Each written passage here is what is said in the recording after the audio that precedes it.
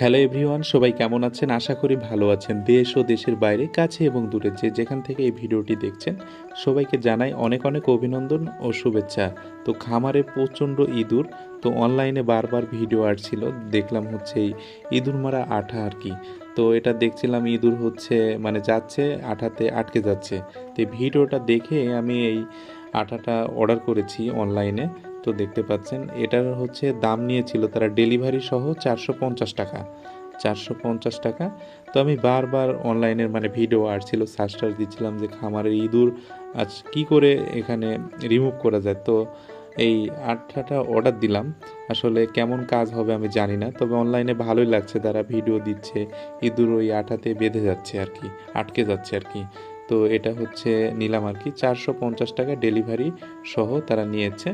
তো কেমন কাজ হবে জানি না, খামারে প্রচণ্ড ইঁদুর, মানে এত পরিমাণে